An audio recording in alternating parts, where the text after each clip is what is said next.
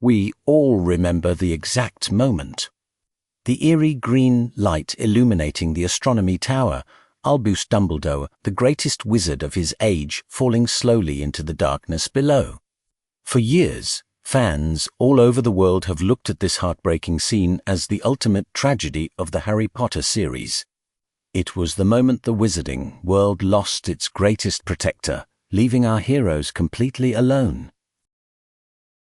But what if I told you that Dumbledore's survival would have actually been the worst possible outcome for everyone?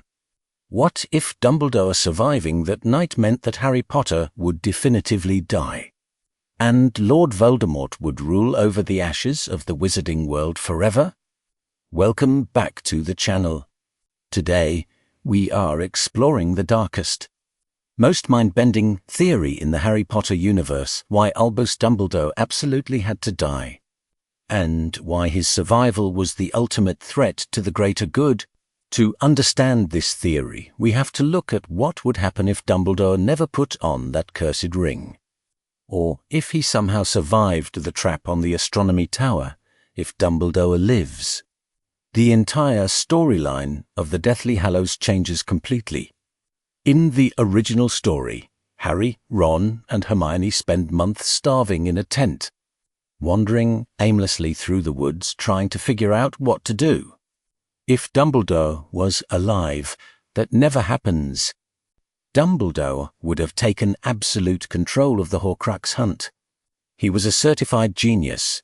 He knew Voldemort's past better than anyone, and he had the full, organized resources of the Order of the Phoenix at his command.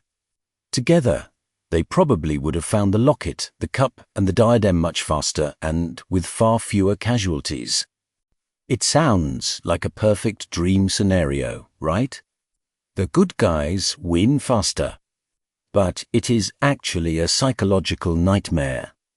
Because if Dumbledore does all the heavy lifting, Harry Potter never becomes a true leader. Throughout the first 6 books, Harry is essentially a soldier following his headmaster's orders. He relies on Dumbledore to save the day, to answer his questions, and to protect him when things go wrong.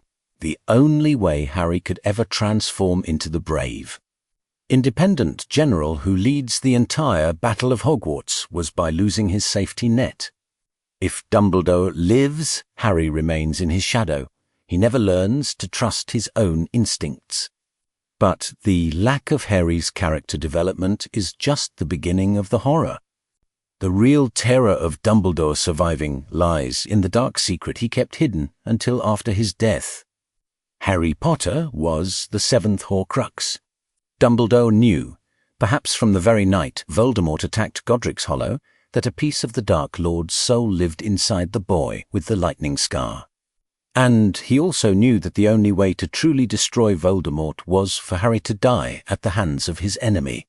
In the original timeline, Dumbledore is already dead when this truth comes out. He leaves this devastating, world-shattering information to Severus Snape. Snape gives Harry his memories as he dies, and Harry learns the truth alone in the Pensieve. It is poetic, tragic, and deeply solitary. Harry makes the choice himself. But imagine for a second that Dumbledore was still alive. There are no memories hidden in a glass vial. There is no middleman. Dumbledore would have to sit Harry down in his office, look into the bright green eyes of the boy he spent 7 years protecting, and say the most unforgivable words imaginable. He would have to say, "Harry, you have to let him kill you. All of this, the classes, the protection, the warm meals in the Great Hall, it was all just to keep you alive until the exact right moment to die." Severus Snape famously accused Dumbledore of raising Harry like a pig for slaughter. If Dumbledore lived, he would have to become the butcher himself. Could he have actually done it? Could Albus Dumbledore have looked Harry in the eye and ordered him to walk into the forest to die? Dumbledore's love for Harry was his greatest weakness. It clouded his judgment. If he hesitated, if he tried to find a loophole or another magical way to save Harry's life, Voldemort's soul fragment would survive. The Dark Lord would remain immortal, and the war would be lost forever. Dumbledore knew that he did not have the emotional strength to send Harry to his death directly. His death was a necessary escape from an impossible choice. But there is another layer to this theory, and it involves a temptation that Dumbledore feared above all else, the Deathly Hallows. We know from his tragic history with Gellert Grindelwald that Dumbledore had a terrifying weakness for power, specifically the power to conquer death. If Dumbledore survived the events of the Half-Blood Prince, look at the items he would have access to. He already possessed the Elder Wand, the most powerful weapon in history. He had found the Resurrection Stone hidden inside Marvolo Gaunt's ring, and Harry possessed the Cloak of Invisibility. If the war against Voldemort grew desperate, and thousands of innocent people were dying, would Dumbledore have been able to resist the temptation? Would he have asked Harry for the cloak? Dumbledore admitted to Harry at King's Cross that he could not be trusted with the Hallows. If he gathered all three, he would become the Master of Death in his desperate attempt to defeat Voldemort and save the wizarding world. Dumbledore might have lost his humanity completely. He might have become a dictator of light, ruling with absolute, terrifying power just to maintain peace. By dying, Dumbledore removed the temptation. He protected the world from himself. This brings us to the final, most crucial, and deeply mathematical reason why Dumbledore's survival guarantees Voldemort's ultimate victory. It all comes down to the complex rules of wand law and the Elder Wand. Let us look closely at the original timeline. Draco Malfoy disarms Dumbledore on the tower. Because of this single action, the wand's allegiance secretly changes to Draco. Months later, Harry physically disarms Draco at Malfoy Manor. The wand's allegiance changes again. This time to Harry. When Voldemort casts the killing curse at Harry in the final battle at Hogwarts, the Elder Wand recognizes Harry as its true master. It refuses to kill him, the curse rebounds, and Voldemort dies. But let us rewind the clock and imagine Dumbledore survives the Astronomy Tower. Draco never disarms him. Snape never kills him. The Elder Wand remains perfectly loyal to Albus Dumbledore. As the Second Wizarding War continues to rage on, Voldemort eventually realizes that his normal wand is not strong enough. He realizes he needs the mythical Elder Wand to defeat a wizard as powerful as Dumbledore. So, Voldemort focuses all his dark energy on hunting the headmaster down.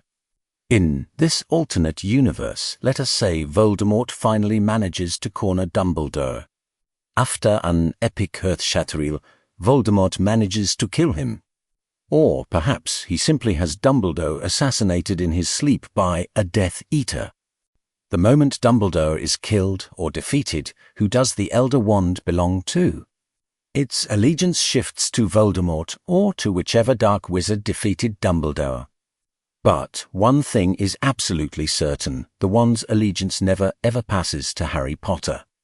Harry has no reason to disarm Draco, and Dumbledore is not there to pass the wand to him. Now, let us play out the end of the war with this one massive change. Let us assume the Order of the Phoenix somehow manages to destroy all the other Horcruxes. Harry discovers the truth about the piece of soul inside him. He bravely walks into the Forbidden Forest to sacrifice himself for his friends. Voldemort points the Elder Wand at him and uses the killing curse. Harry dies, goes to that bright King's Cross station in his mind, and decides to return to the world of the living to finish the fight. But here is the fatal difference. Here is why everything falls apart. When Harry wakes up, throws off the invisibility cloak, and faces Voldemort for the final duel in the Great Hall, Harry is just using his regular holly and phoenix feather wand. Lord Voldemort is using the Elder Wand, and in this timeline, Voldemort is its true, undisputed master. The two wizards raise their wands. Harry shouts Expelliarmus. Voldemort shouts Avada Kedavra. When their spells collide in the middle of the room, there is no magical protection to save Harry. There is no secret wand allegiance protecting the boy who lived. The Elder Wand is loyal to Voldemort, and it channels his full, murderous intent. Voldemort's killing curse easily shatters Harry's disarming charm. The green light strikes Harry squarely in the chest. Harry Potter falls dead to the ground. He dies for nothing. With Harry gone and the Horcruxes destroyed, Voldemort stands victorious, holding the ultimate power. And darkness consumes the world.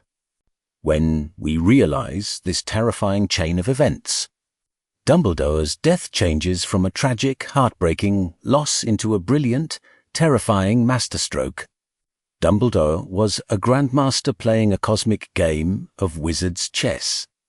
And he realized that the only way to win the game was to sacrifice his own most powerful piece, himself. He arranged his own death with Severus Snape not just to save Draco Malfoy's innocent soul, but to intentionally hack the ancient magic system of the Elder Wand by planning his own execution.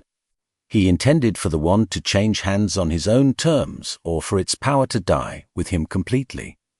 Dumbledore did not just die to save the wizarding world. He died because his very survival was the greatest threat to Harry's life. He knew that as long as he breathed, he was a target, his wand was a liability, and his power was a dangerous temptation. By removing himself from the board, he forced Harry to grow up and become a leader. He spared himself the unbearable cruelty of sending a boy he loved to his death.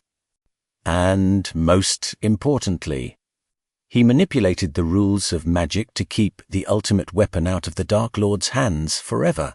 Albus Dumbledore was not just a headmaster. He was an architect of fate. And his greatest, most powerful magic trick was his own demise. So, what do you think about this alternate timeline? Was Dumbledore a cold, calculating manipulator who treated people like pawns?